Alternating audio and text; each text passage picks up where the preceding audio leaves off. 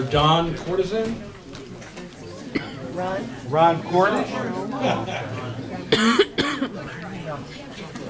Close. I want to thank everybody for being here tonight. I have a few questions. Sorry. Which I'm sure everybody here wants answered. According to pamphlets that have been let out about the water going into the river, I want to know what kind of filtration system do you have prepared in place to filter the water that goes back into the river? And if the water comes back as contaminated, what precautions do you have in place to stop that water from going into the river, from killing anything into the river? Great question. Nobody's jumping on that one.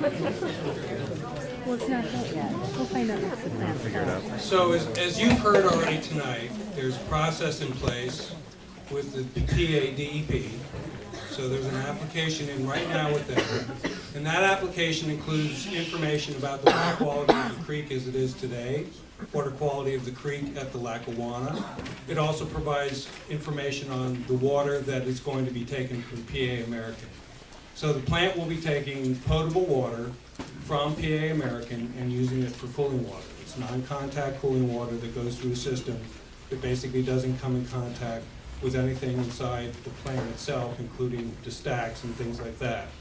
That water then will be released into the Grassy Island Creek. Now, we have provided information to DEP, which they will then come back and provide us with effluent limits. These are the numbers that we'll have to meet at the point of discharge when the water goes into Grassy Island Creek. Based on that, the technology will be then selected for what will be used to treat the water to make sure and ensure that it meets the numbers that are provided by the PADEP, and that includes temperature.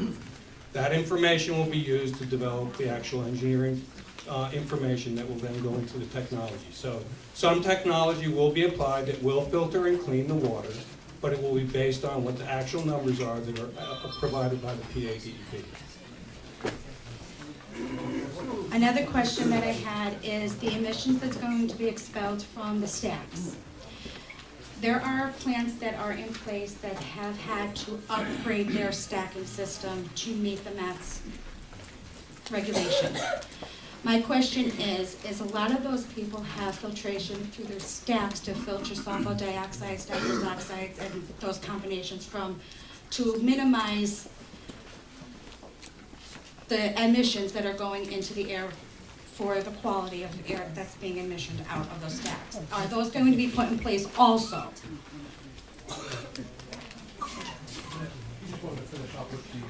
No, that's fine. Yeah, I just wanted to finish up on the water. The way the water typically is permitted is through an NPDES permit. As you mentioned, that they're waiting on the effluent criteria for that to design the treatment. When that gets done, they'll not only give them criteria, they'll also include an operation and maintenance plan, so what monitoring has to be done in real time or at their facility. And then there's required samples will be taken by a certified lab, and then on a monthly basis reported. So there's real-time limits typically that they can't exceed, and notification requirements. All that data is a public record, and you could go through. You wouldn't have to go through a freedom of information request. You could if you want, but you could do a file review, and it's done at the Wilkes-Barre DEP. Or, to be honest, it's nothing. There wouldn't be nothing to request. That for the first year or so, they provide a copy down here so that people could peruse it to feel comfortable. That would be wise.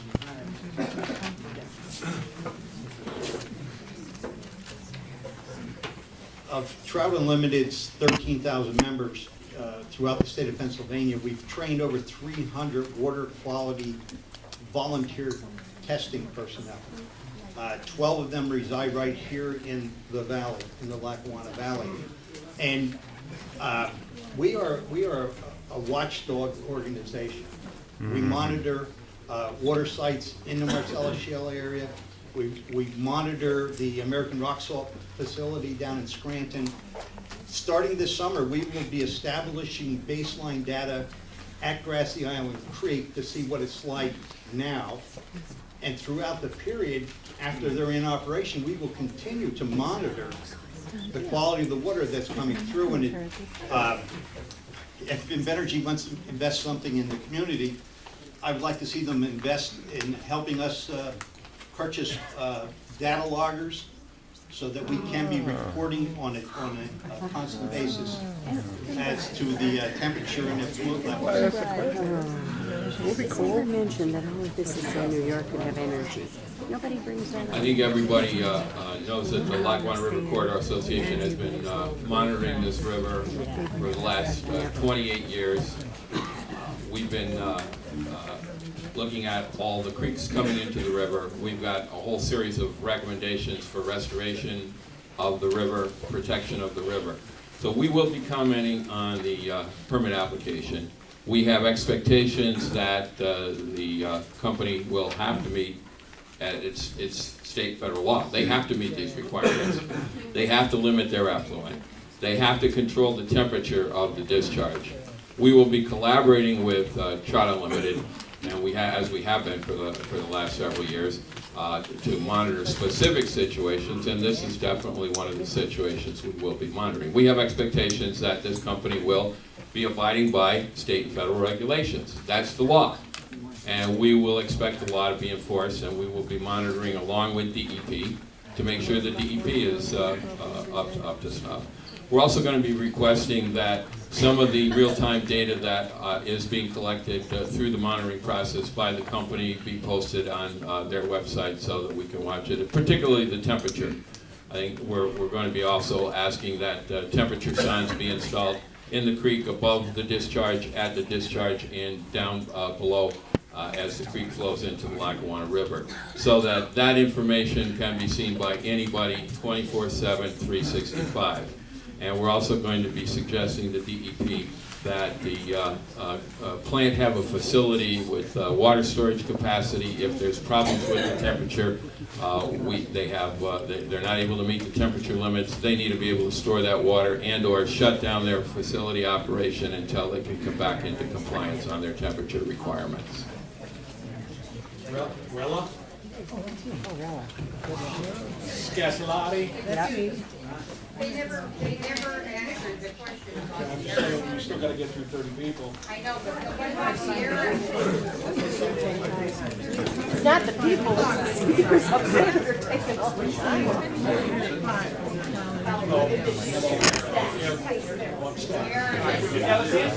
It's already addressed.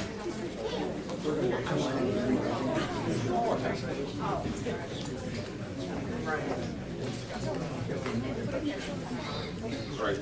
The question on the air quality, as I heard, there was a preface there about some of the existing power plants are needing to upgrade their controls, primarily the coal-fired units, and some of them oil-fired. That's for the mercury and air toxics rule, heavy metals, and for particulate and all that. That's one of the advantages of this project. Is the fuel is an inherently clean fuel. There is very low sulfur in it. No mercury. No toxic metals like you have with coal and oil-fired units. And quite honestly, that is driving quite a number of the coal-fired utilities to shut down. If you heard that First Energy shut down quite a number of coal-fired power plants out in western PA. Some of the waste coal units around here even are going to be challenged with some of those rules. That power has to be replaced by something. Natural gas combined cycle power plants are one of the things that Pennsylvania is depending upon, both PADEP and PJM. There has to be replacement for these older units that cannot economically put those controls on. So back to the emissions that the plant itself has. The only fuel for this plant is natural gas. It is, as I said, inherently clean for sulfur oxide, for sulfur, which turns into sulfur oxides, and particulate. As with any combustion process, there are nitrogen oxides formed carbon monoxide form, in volatile organic compounds. There are controls on this unit that will control those to best available control technology, very, very low emission levels, much lower than the existing coal-fired power plants have. In addition, there's a much lower carbon footprint, CO2 emissions from natural gas combined cycle power plants, in part because of the fuel, in part because of the high efficiency compared to the older units. Again, Pennsylvania, you've heard in some of the recent press, Pennsylvania has to come up with a plan. The federal government's requiring Pennsylvania to come up with a plan to reduce its CO2 emissions. Part of that, the best estimates are Pennsylvania will actually end up with about the equivalent of 4 coal-fired power plants. That's about all that the CO2 standards that the federal government has proposed can handle. The only way Pennsylvania is going to provide electricity in that sort of environment is to replace it with natural gas combined cycle power plants. So, How many tons will be, Okay, I wanted to first, I wanted to first thank Representative Farina for having this and everyone else here. Yes, I'd like to talk about and ask a question of Mr. Ewing. It's on the host agreement that you're going to propose. It's going to be approximately $500,000 that'll be split between the town and the other agencies in the area. And you said it's depending on this project specifics. So what I'd like to know is if it is on project specifics, why is it that Cannon Falls, Minnesota, which only operates 2% of the time during the year, and is only at 357 megawatts, which is a fourth the size of this plant, is getting $1 million up front and $449,000 every year, and that is just for the town. The school is also getting about $85,000, and the county is getting over $200,000.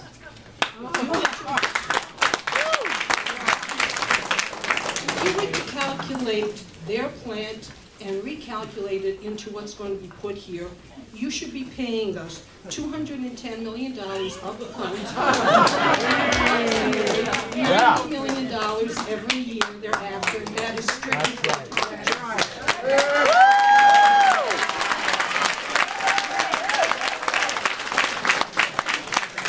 Here's the coal crackers and breadcrumbs. Don't take it. so we don't work for less? So, yeah, I did say that it's dependent on project specific, and it's dependent on the community and the environment that we participate in our markets. And one of the key features and differences between this project and Cannon Falls is that in Cannon Falls there are no tax payments whatsoever. So what you see in the host agreement is the entire payments that we make to the community. Here, our project will pay taxes. But in 2 beginning of years. 2023. Please let me speak. That's a significant difference. Okay, and the other thing is that we have to look at the environment, and we have to look at, when I say environment, I'm talking about the market, really, the marketplace. What we've proposed, we believe, is a host agreement that will benefit the community, and that will also allow us to compete with other power generators in Pennsylvania. We've looked at some of the other host agreements that are in place in Pennsylvania. We feel like this offers significantly more benefit to the community than those that we've seen in the market. Low ballin'. Coal crackers don't deserve that. We're going to go to our next speaker, Angela Mutual.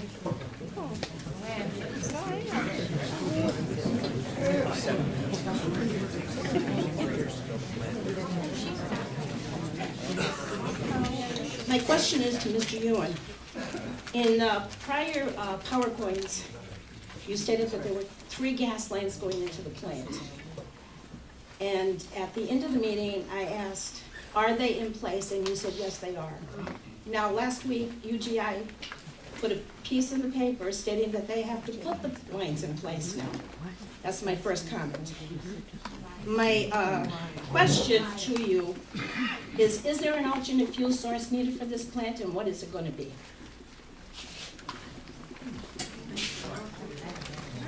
So I don't recall saying there were 3 lines, but There are,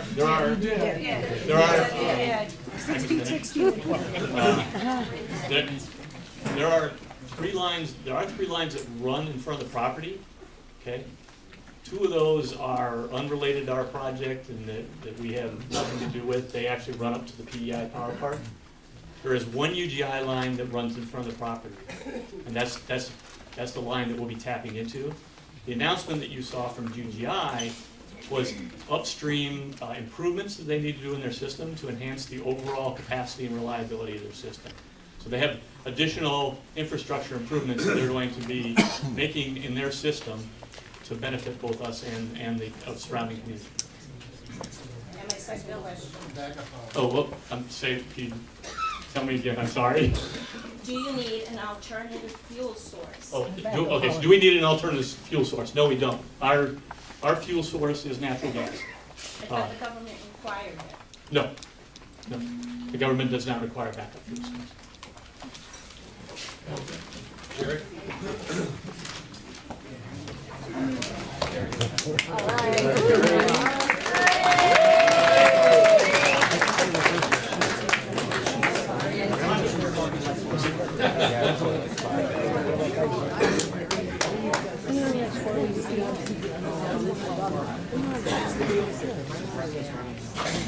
So what I have here is some of these plants.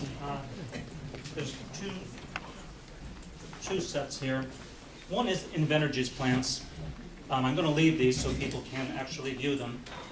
And it's where the plants are in proximity to where homes and people live.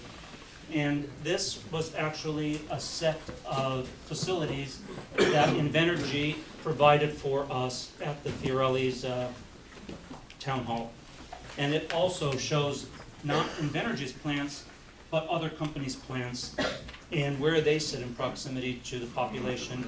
And you will see that there are a few, like Liberty Power in Eddystone, that is smack dab in the middle of a large population.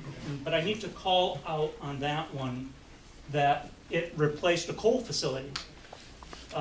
So if you look at the rest of these facilities, Jessup down here seems to be very similar to the situation in Eddystone, Pennsylvania. Everywhere else is very, very far. So my question is, and I just want a yes or no because there's a lot of information to go through. The brochure you sent out said that there's the average distance to homes is 756 feet, where Invenergy is 3,100 feet. Is there an error on the pamphlet?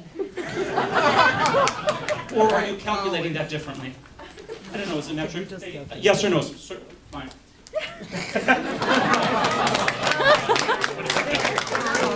You can look at these while I'm continuing to speak.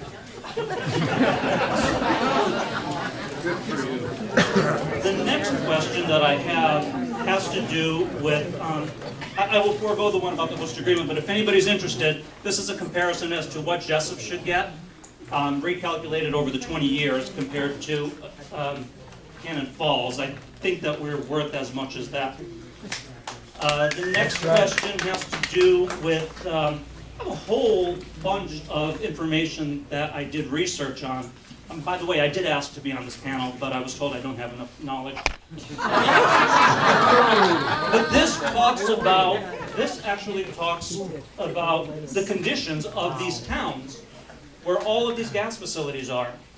And it tells us that they're not in very good shape. The school districts are in dire straits. The per capita income is less than the national average. So my question, and very short answer, and I'm just going to continue with my questions. You can answer when I'm done because I need my 5 minutes. My question is this going to bring anything into Jessup if we're really going to put our town in a situation of a defunct town, such as one of these towns is called?